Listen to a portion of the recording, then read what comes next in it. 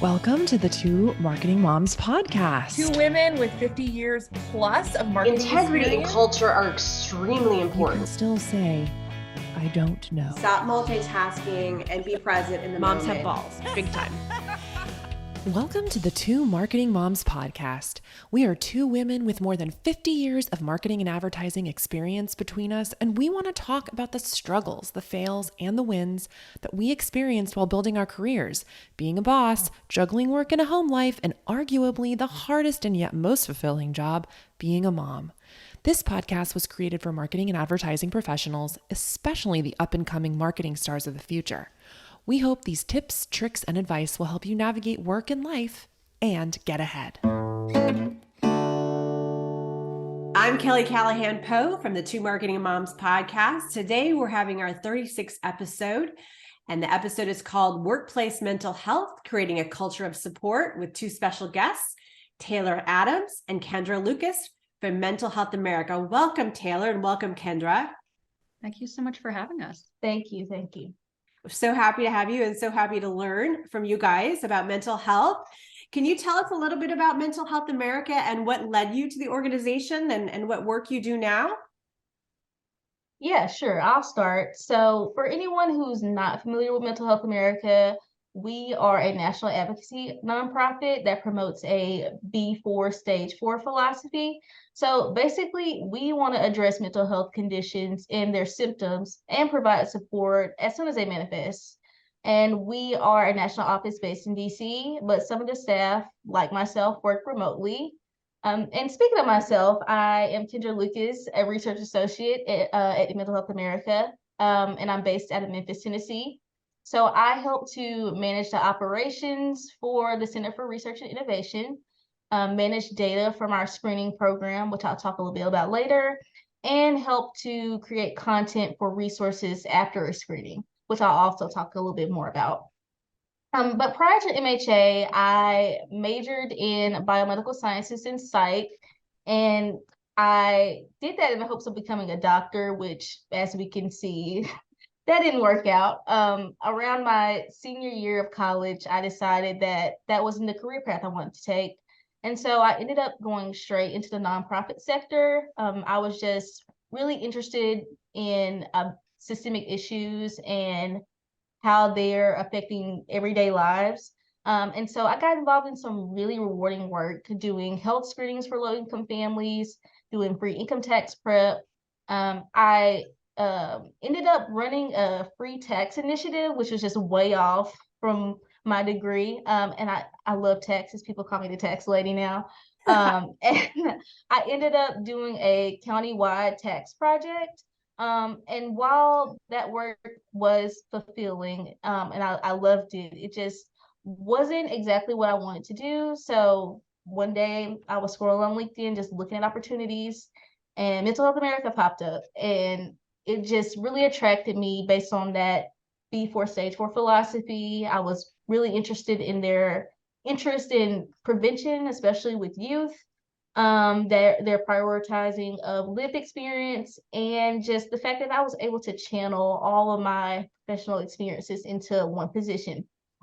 I don't know if Taylor knows this, but I do also have like an interest in workplace mental health, and I see my career path taking me along that route. And so anytime I get a chance to collab with Taylor, I take it. She's great, a mighty team of one, but she gets so much done. I just admire her so much.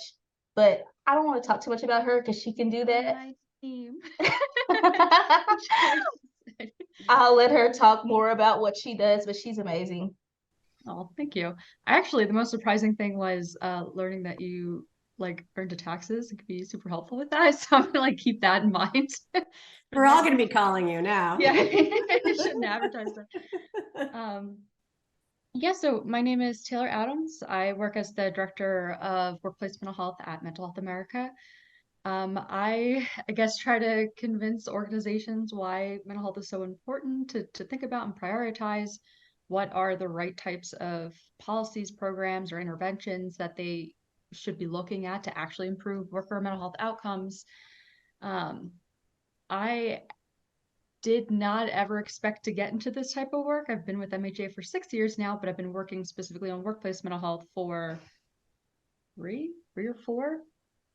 And it was more just like this opportunity kind of opened up at MHA, and that's something that's really great about working at the organization. It's very fluid, and you can kind of try new things and think big and experiment. And this was one of those things where they're like, sure, take a stab. Let's see what happens. And we've really built out that program since. And it wasn't until I started doing like these conversations and presenting and learning more about the topic that I was drawing parallels to when I was a student or a young adult. I've worked in nurseries, daycares. I've worked at fast food restaurants and banking and all across the spectrum of different type of industries. Anything I can do just to learn different things. And there were some really great job experiences and some really terrible ones. And Yes. I dealt with like depression when I was in high school, and like that. I just all the things that contributed to that. It all came together in this position now, and I see those relationships. Wonderful. Can you explain a little bit about what before stage 4 means? I mean, you went through real fast about that, but just explain what that means in your terms, because it's a campaign that you use. And I think people know that stage 4 means it's really bad. So what does it mean for before stage 4 for you guys? Yeah. So when you think about physical illnesses like cancer, and you think about the stages 1, 2, 3, and 4, as a society, we tend to be more in tune with our physical health. Like, yes, there's still gaps there, and yes, we still need to figure out how to expand access to care. But when it comes to mental health, the scale is just not the same. People don't address these issues or address depression as they would cancer. So you go get a screening, you go get a mammogram. But for mental health conditions, a lot of people are just not literate in what treatment is out there. Yes. And so we want mental health conditions to be held in the same regard as physical. So when we talk about before stage 4, we want to think about prevention. We want to think about, okay, well, maybe we didn't prevent it, but maybe somebody's in that early stage where they're trying to figure out what's wrong. We want to think about those people who are in that moderate stage. We want to think about people that are in that severe stage. And so we want to get to those people before their mental health symptoms start to manifest into something else, or to where they're at the point where treatment is just not viable or not as easily as attainable. So that's what we're all about. Just that key prevention piece. That makes a lot of sense. Well, obviously mental health has been top of mind since COVID. And can you talk a little bit about how COVID has impacted mental health in the workplace? And I think you may even have a lot of stats and figures on that as well. Yeah, sure. So I'll start.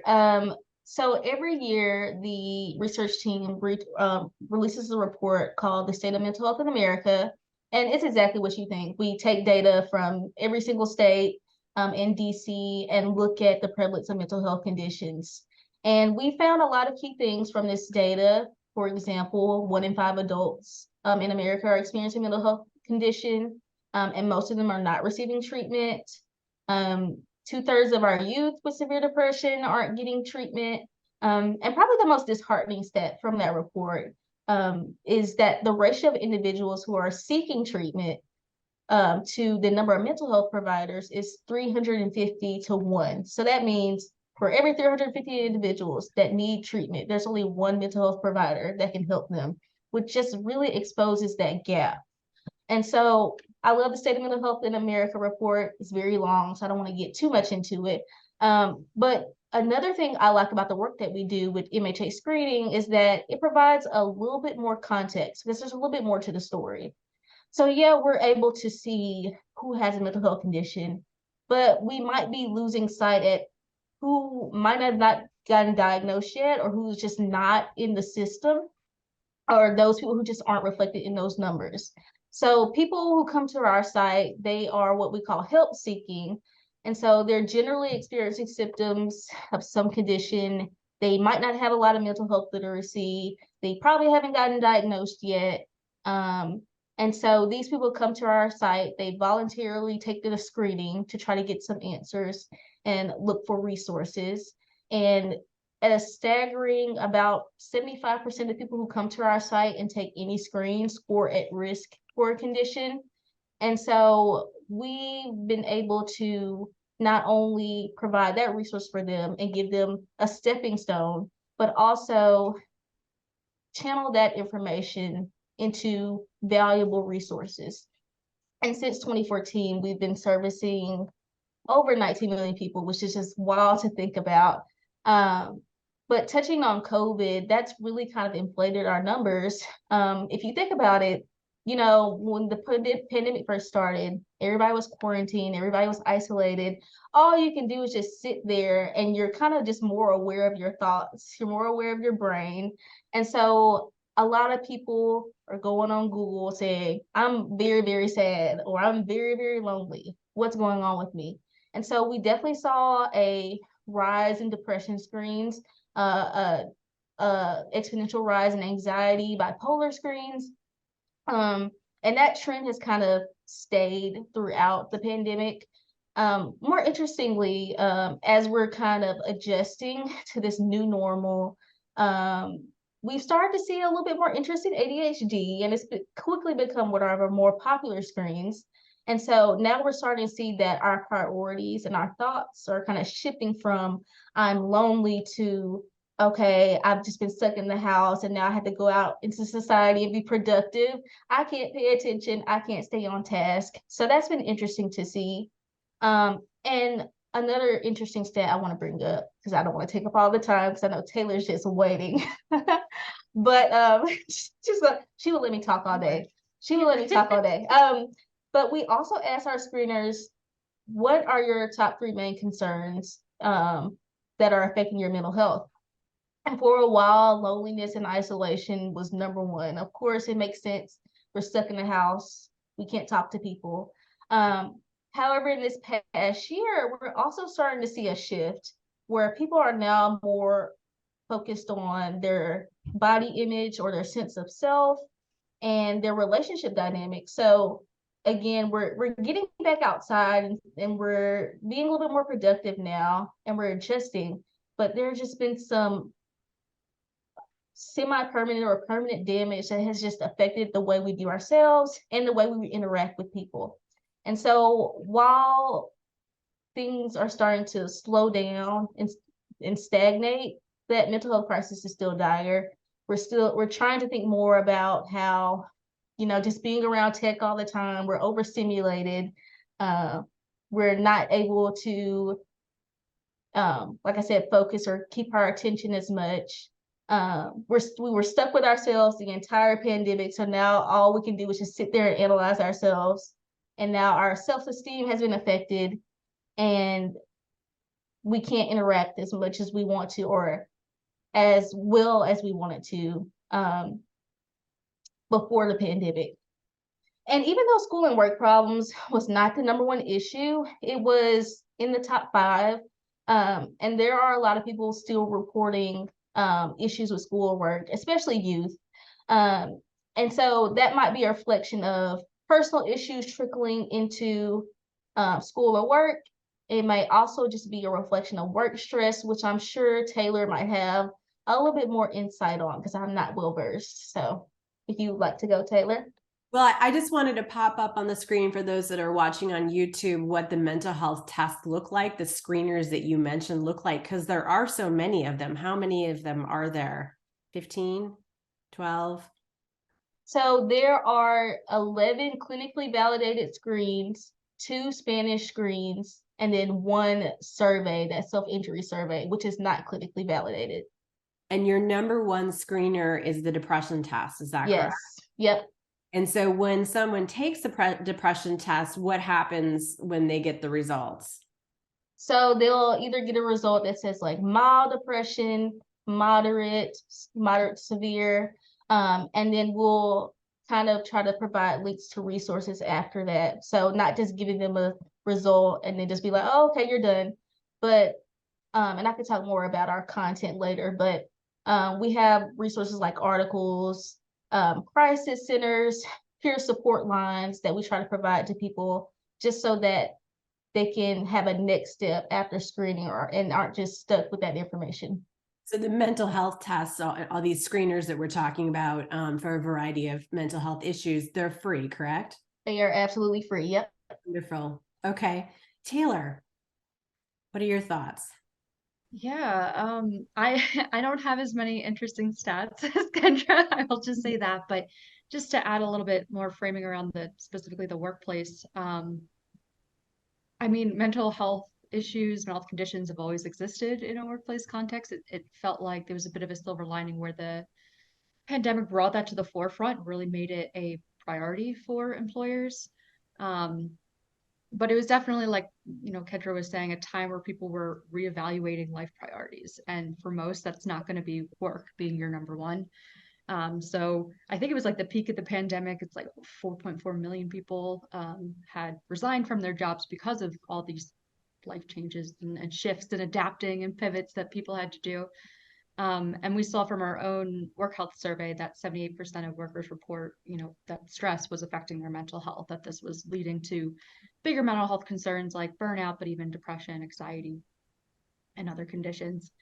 Um, I think there are positive impacts, not so much the pandemic itself, but the consequences of it or how people responded, in addition to the negative. But uh, we saw a shift in the way that people work. We saw a little bit more flexibility in that they could balance their life in addition to work responsibilities. They can take care of elderly parents or take care of children or schedule therapy appointments during the week, so they had more flexibility in their work hours. So that's something I hope to see continue. I hope people don't go back to where we were before, where everyone's forced to come into the office, because it's been working really well for some people to have remote work options, flexible work arrangements, that sort of thing. We also saw a lot of organizations increase the type and improve the benefits that they offer as it relates to mental health. So adding number of employee assistance program sessions that they could have, improving the quality of the health insurance plan that they offer. But then, there's also some things around where the negative is like redefining what a work life boundaries look like. Yeah. Like here, this is actually technically my craft studio, which is also my kitchen table, which is also my office. And it's like that's a lot more challenging to manage than if I had a designated space like I did going into the office every day. So That you could leave. yeah, yeah. I'm like, I never leave this place. It's only to walk my dogs, which Exactly. is just fine. But I think overall it's the like growing, like the people entering the workforce, so some of these younger generations that are coming into the workforce, there's now an expectation that a workplace has to pay attention to these issues. It's no longer like a perk that they think about this. It has to be kind of integrated as part of an organization. So I think that's a positive, just positive outcome of on the other end of this. Love it. So how can you recognize when work is affecting your mental health? And or how can a boss or a colleague support someone who they know is struggling? What would you recommend? Yeah. So we actually have, and it's weird, I don't know what you do on podcasts when you have something linked, but we produce a lot of content, including I will link to all of the content on the okay, great. yeah Perfect. script. So we do have printable postcards that has like actual like 11 steps to talking to an employee with a mental health concern, so that people can kind of have it on hand, because you're not really like turning to your phone when it's a situation or doing research. And there are things that focus on stress, burnout, what is the difference between burnout and depression, because those symptoms often look similar, how to have those more difficult conversations, but still keep that kind of sense of professionalism and not feel like you're asking too much of someone. But stress often leads to larger mental health concerns when it's chronic, when it's unmanaged, when it is interfering with your daily activities, like, when you go home and get upset at the dog or you yell at your husband or it's just affecting your behavior in ways that wouldn't have happened if it wasn't for the impact of that stress on you. It could affect you physically. So any like major change in like habits or behaviors as a result of workplace stress, it's a good indication that's like, okay, we need to take a step back and reevaluate how to manage this. And then if it goes unmanaged, so chronic stress can turn into burnout, which has very similar symptoms to depression. It's you're emotionally exhausted, and exhausted in general. You have a reduced self-efficacy, so you're just not motivated. You don't have the confidence in yourself to get things done to the best of your ability. And then you become cynical, which is kind of your kiss of death for burnout, because it's really hard to come back from that, because it's you start to harbor bad feelings towards your coworkers, towards your project, and it may not even be about the project itself. It was just unmanaged stress from that just built up over time. Interesting. Yeah, and in terms of, so I'll give like the very quick, how to be a supportive colleague. I think everyone had a crash course in this, because True, we everyone's did. having these conversations over the pandemic. They're like, we're all suffering. But just it's really good. And this is for any context, not just a workplace, but asking open-ended questions in a non-judgmental way, allowing the other person to share what's comfortable for them. Apply active listening skills. And I also like to include, keep in mind like your like the emotional intelligence that you can apply to that situation, being compassionate for the person that you're speaking with. It's always good to validate their feelings, like, yeah, no, I understand that, that's really difficult to go through. And then, especially in the workplace, it's good to familiarize yourself with what is available in terms of support, but so that you can kind of direct them to what's appropriate. So it could be, maybe you should talk to your manager about this, or, HR has this program where you can like anonymously share something that you're upset about, or whatever the example is, but just maybe have a couple go-to supports that you can share as well. And MHA is a pretty supportive environment. You have a unique space that I visited once. What is that? Tell me a little bit about that unique space, or tell everyone about that unique space that you have that every office really should have. What is it? Kendra, do you want to kick it off? Since I work remote, I haven't had enough experience in our little wellness room, but I know we just have like a nice little couch. Oh, I just thought it was called the nap room. I think it's actually called the wellness room. Yeah.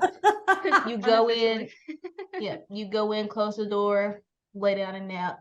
It's beautiful. I love it. It's great to have those spaces where you can just woosah. Like a lot of employers think that you just have to be all work, work, work all the time, but they don't realize that being able to allow your workers to just have a space where they can breathe and just say, nope, I'm just going to take a break and y'all see me in 10 minutes, but I gotta go. And people being flexible and supportive of that, like it does wonders for workers' mental health. It does wonders for productivity. You would think it didn't, but those little nuggets of just breathing room like make all the difference. I love it. I love it. Yeah, it's a hell of a lot better than crying in the bathroom at work. At least there's a private space to do Yeah. it. It has pillows and a chaise lounge and a little bit more cozy. But even in general, because we have since switched to I feel like a majority of us do work remotely. Yeah. And before we were more close knit, going into the office every day, working remote on certain days. And I feel like MHA's done a really good job of trying to figure out a good system where people can work remotely, have that flexibility, but then also stay socially connected, and kind of reduce some of that isolation, because it'd be really challenging. Kendra, you joined us when we were already remote, and you just don't have that same water cooler chat that you do going into an office every day. Yeah. But I think they do a good job of trying to keep us having staff retreats, and we are required to come in certain times of year. And we have a lot of social events, and it's, half of it's socialization and then half of it's business. And so that's an aspect of MHA's culture I really appreciate. And then adaptability too, because we've all been trying to figure it out as we go, and it will continue till we die, I'm sure. Well, how can employers create a mentally healthy and supportive work environment? Yeah. Well, they can do a lot. There's a lot of different things that contribute to better worker mental health outcomes. It does require investment. So time, intention, action from different levels of an organization. So not just leadership, not just your workers, not just middle management or your people managers, but everyone has a role in how they can help create that culture of support. Not just spreading awareness about mental health, but making people feel good coming to work or making people just feel good in their daily interactions. Um, I think a really big thing, especially if you're a decision maker for an organization, is having something in place to measure and then having a response to employee feedback. I'll often hear comments from organizations that say, oh, well, we don't really hear any feedback from our employees, like everything seems like it's going fine. And it's like, it may be a culture where people don't feel safe to speak up for one. So maybe the measurement the tool isn't there to get that feedback. But also being responsive to that, because I think no one likes having to take a survey and then not seeing any of the results of that. Also, a really big piece is having fair and effective people management.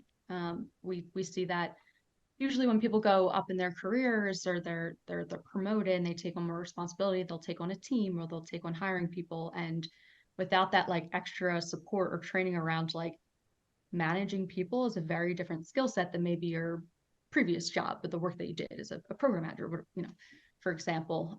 So I mean, that's one of the things they say is you don't leave bad jobs, you leave bad managers. It's very it's really, really tied to mental health and how people feel and their experience at work. And then I think there's a ton of different things we could share, but creating an inclusive work environment. So for example, MHA really strives to have a workforce that are people with lived experience because we're a person first advocacy organization for mental health. So a lot of us, not everyone, but has lived experience with mental health or substance use. And that's something that as a culture, it feels really good to be able to, like we can talk about like our therapy openly, or we talk about like, oh, I can't find a therapist, they're out of network, or like these things that without having that culture of inclusion and feeling like they're addressing those things and being very intentional about it would be difficult in other work environments. So what I love is that you guys clearly live what you practice, but you preach. I think when I emailed one of you, I got a response back that someone was taking a mental health day, and it reminded me, okay, that's absolutely valid. And people should be brave enough to be able to say that. So I thought that was impressive to be able to hear that. Well, what sort of resources, we've talked about some of the resources that Mental Health America has to help both employees and employers. We showed the Mental Health America screenings, the 11 different screeners for depression, et cetera. What other types of tools can help the workplace? Yeah, I could talk a little bit more about our resources after screening. So I touched a little bit on our articles. And so we want to make sure that we are not only providing support as far as like helping people figure out what might be going on with them, but also advancing mental health literacy. So we want to make sure that we have articles that are accessible. So we try to make our reading level as low as like fourth grade. And we try to make our titles stuff that people Google. So you'll see non-traditional titles like Am I Crazy? Or I don't want to go to therapy, or my family member doesn't want to go to the hospital. And we try to mold these articles and convey information in a way for people to understand. And we have I don't know the number, but we have so many of those. And we want to make sure that people, they see that they might have severe depression and they're like, oh, okay, what's depression? Like, we want to make sure that people are able to understand exactly what the condition is and what support is out there for that specific condition. We also have do-it-yourself tools that we're pioneering. So these are basically modules that kind of help people reframe their thoughts. So somebody thinking, oh, I'm a failure because I didn't turn in my work project on time, maybe reframing that to say, I'm not a failure. I just needed more time to complete the project, or it's normal to miss a deadline. So kind of just taking that pressure off of yourself and creating a healthy mindset that's based on like cognitive behavioral therapy techniques. And we also have modules to help kind of destigmatize those conversations, especially related to substance use, because I think our stat is around 90% of people with substance use disorders don't receive treatment, which is staggering. And so we want to make sure that those specific people know that help is out there and it's okay to talk about. And then in addition to those, we also provide links to alternative resources. We're really big on peer support, because the power of just being able to talk to somebody who you feel you can relate to is important to destigmatizing, but also giving someone the initiative to go get help. We also do like warm lines, so peer support lines, crisis lines like 988, therapy directories, and all of these are on mhascreening.org in that central location so that it's easy to find. We also have resources for organizations and schools that are looking to implement screening. So that can be as simple as just providing a link on your page to MHA screening, all the way up to just creating a whole curriculum surrounding mental health screening. And so if anyone is interested in just implementing a organization-wide type effort, those resources are also available. Wonderful. And Taylor, on the workplace side? Yeah, and I just wanted to say the work that Khendra and her team do is just so awesome. I still can't wrap my head around just all the stuff that they've managed to accomplish in a short amount of time. But I think what's most striking about all of this is that it does take people, I don't know the exact numbers, they're like up to 10 years for people to find treatment after having symptoms, come on for a mental health condition. 10 years. It's like if you were to like break a toe, you're not waiting 10 years to get that help. And but what's even more fascinating, it's like people, they aren't likely to just go straight to the mental health professional, the provider. Maybe they don't have access, maybe they can't afford it. There's so many barriers, even if you do, go forward with treatment, that putting something in place like peer support, do-it-yourself tools, and some of these other things, just providing more information, feeling more comfortable with the subject. I'm like, there's a piece of me that's like, it took me probably 8 years to like experiencing mental health symptoms to actually getting the right treatment. And there's just a piece of me that wished this program existed, like trying to navigate, my own mental health journey. Anyway, so just kudos to Khendra and your team. They're amazing. So in terms of some of the resources we have specific to the workplace, so we do have a workplace mental health toolkit, creating a culture of support and well-being.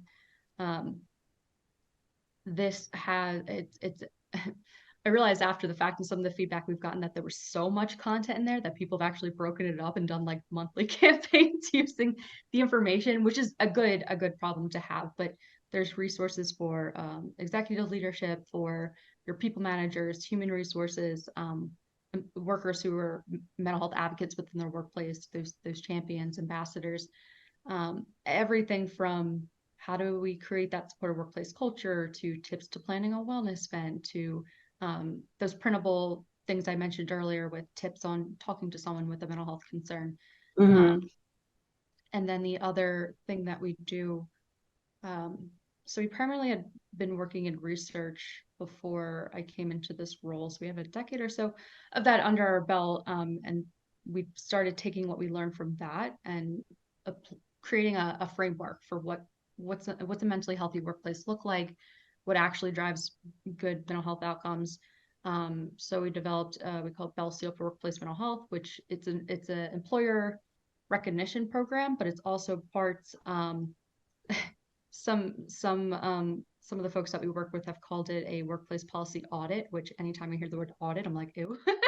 Yeah. Oh no, that's never a good thing. But in a way they're like, yeah, this is very thorough in looking at different aspects that contribute to workplace mental health. So yeah. Wonderful. Well, thank you so much, Khendra and Taylor. You guys have been a wealth of information, and I will, of course, add links to our website, tomarketingmoms.com, to Mental Health America, and also in our social.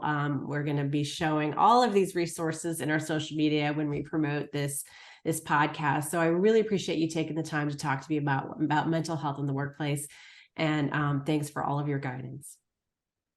Yeah, thank you so much for having us. Thank you for making space on your platform, because this is a very important issue. It's just not talked about enough. So we appreciate your time.